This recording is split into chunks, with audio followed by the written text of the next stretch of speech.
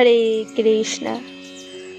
একাদশী ব্রতন পালনে যে কত পুণ্য লাভ করা যায় সেটি জানার জন্য কটিরথ ও সুপ্রজ্ঞার কাহিনী সকলে শ্রবণ করা অবশ্য কর্তব্য। পুরাকালে রাজা কটিরথ ও রানী সুপ্রজ্ঞা ধর্মনিষ্ঠাপরায়ণ সর্বসদ্গুণযুক্ত দম্পতি ছিলেন। তারা জাতিস্বর ছিলেন। একাদশীতে তারা জল পর্যন্ত গ্রহণ না করে শ্রীহরির পূজা কীর্তন ভজনে দিবারাত্র অতিবাহিত করতেন। একদিন হরিবাসরে সৌরী নামে এক তত্ত্বজ্ঞ ব্রাহ্মণ এসে উপস্থিত হন।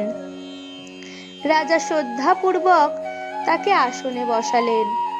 রাজ দম্পতি সহ বহু ব্রতীকে দেখে অত্যন্ত খুশি হয়ে ব্রাহ্মণ প্রশ্ন করলেন, হে রাজন, আপনারা উভয়েই ধন্য। আপনাদের মতো বৈষ্ণব এই জগতে দুর্লভ। আপনাদের এরকম বুদ্ধি কিভাবে হলো? রানী সুপ্রজ্ঞা বললেন, আমরা পূর্বজন্মে মহাপাতকী ছিলাম, কিন্তু একাদশীর প্রভাবে যমদণ্ড থেকে মুক্ত হয়েছি। সেই স্মৃতি প্রভাবে শ্রীহরির অক্ষয় ধাম লাভের জন্য একাদশী ব্রত অনুষ্ঠান করছি। ব্রাহ্মণ বললেন, যদি আপনার পূর্বজীবনের কথা স্মরণ করতে পারেন তবে কৃপা করে আমাকে বিস্তৃত বলুন। সুপ্রজ্ঞা বলতে লাগলেন, যদিও সেই কথা অপ্রকাশ্য, তবুও মহান বৈষ্ণব আপনার কাছে বর্ণনা করব। আমি পূর্বজন্মে চিত্রপদা নামে এক বারবনিতা ছিলাম। বহু পাপকর্ম করেছিলাম। এই রাজা নিত্যদয় নামে এক শূদ্র ছিলেন। নানা অনাচারের জন্য জ্ঞাতি বন্ধুরা পরিত্যাগ করলে ইনি আমার আশ্রয়ে থাকলেন। আমরা স্বামী স্ত্রীর মতোই ছিলাম। একদিন মারাত্মক অসুখে পড়লাম। গায়ে প্রচণ্ড জ্বর। পীড়ায় কাতর হয়ে দিনরাত হে হরি, হে গোবিন্দ, হে নারায়ণ, আমাকে রক্ষা করুন বলে কাঁদতে লাগলাম।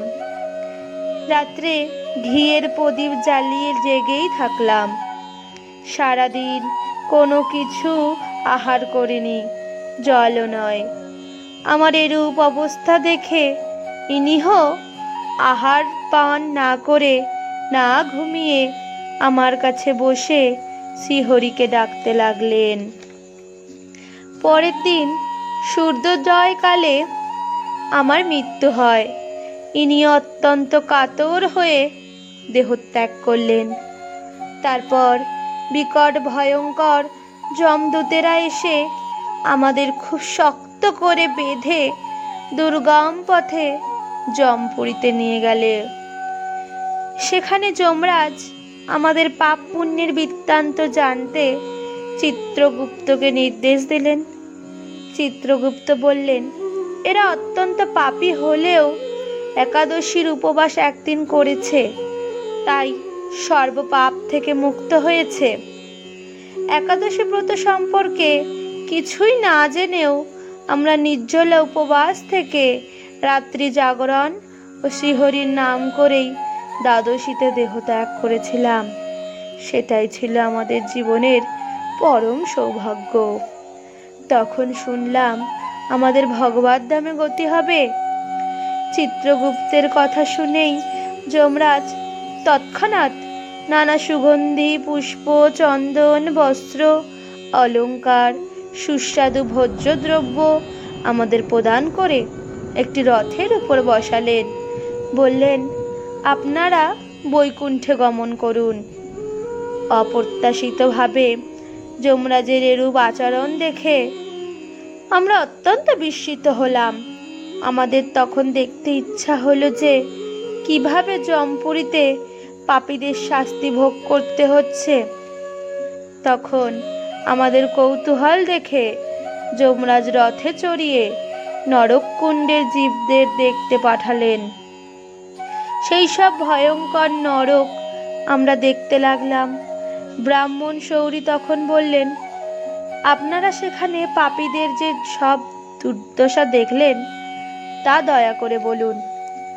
সুপ্রজ্ঞা দুঃখিত চিত্তে বলতে লাগলেন, সেখানে বিশাল একটি দুর্গম অতি দুঃখপ্রদ রাস্তা রয়েছে। সেই রাস্তায় কোথাও জ্বলন্ত আগুন, কোথাও উত্তপ্ত কাঁথা, কোথাও অন্ধকূপ, কোথাও কাঁটাময় গাছ, কোথাও কঙ্কলের স্তূপ, কোথাও ভয়ঙ্কর জন্তুর গর্জন। সেই ক্লেশপূর্ণ পথ দিয়ে যমদূতেরা পাপীদের টেনে টেনে নিয়ে যাচ্ছে। পাপীদের কারো গলায়, কারো কানে, কারো নাকে অঙ্কুশ দিয়ে প্রহার করা হচ্ছে, কারো কান ছিদ্র করে ভারী পাথর ঝুলিয়ে, কারো শিশ্নতে লোহা বেঁধে ঘাড়ে ধাক্কা দিয়ে, কারো মাথা নিচু করে পা উপরে করে নিয়ে যাচ্ছে। এইভাবে চম্পুরিতে মারা যাচ্ছে। সেখানে ভয়ঙ্কর রূপ ধরে যমরাজ সেই সব পাপীদের ধমক দিয়ে বলছেন, তোমরা মূর্খ, আমাকে অগ্রাহ্য করে জগতে নানা দুরাচারে রত হয়েছ। তোমাদের পাপের উপযুক্ত দণ্ড এখন লাভ করো। সারিবদ্ধ হয়ে পাপীরা দাঁড়িয়ে থাকে। চিত্রগুপ্ত প্রত্যেকের পাপ কর্মের কথা বলতে থাকেন।